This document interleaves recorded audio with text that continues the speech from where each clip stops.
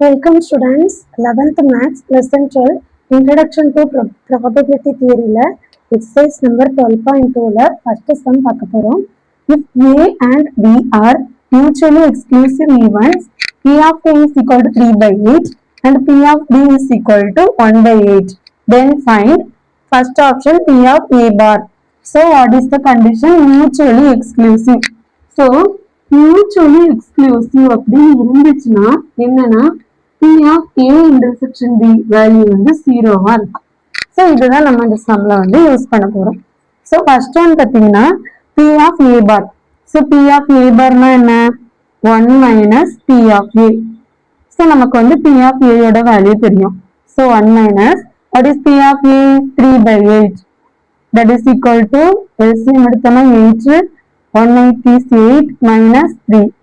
That is equal to 5 by 8. So P of A bar is equal to 5 by 8. Okay. Next second subdivision பாருங்க.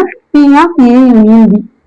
So we know the formula P of A union B is equal to P of A plus P of B minus P of A intersection B.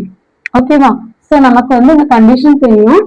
Mutually exclusive P of A intersection B value 0. So we know the value of P of A 3 by 8 plus P of B 1 by 8 minus 0. That is equal to 3 plus 1 by 8. That is equal to 4 by 8. 1 4 is 4, 2 4s are 8. So P of A union B value is 1 by 2. Okay. இப்போ நம்ம third subdivision பார்க்கலாம். P of A intersection B. A bar intersection B. So P of A bar intersection B னா என்னன்னா அதுக்கும் நமக்கு வந்து ஒரு formula தெரியும். எதுக்கு பார் வருதோ நம்ம அதை மைனஸ் பண்ணணும் ஒரு மாதிரி. அதாவது P of B மட்டும்தான் minus P of A intersection B. So இதுதான் வந்து பார்த்தீங்கன்னா A bar intersection B யோட ஃபார்முலா. இப்போ நமக்கு P of B வேல்யூ தெரியும். என்ன? 1 by 8. P of A intersection B 0. So P of A intersection B, A bar intersection B value என்ன வரும்? 1 by 8 minus 0, 1 by 8. Next fourth subdivision. P of A bar union B bar. Okay. So P of A bar union B bar க்கு நமக்கு ஒரு formula இருக்கு.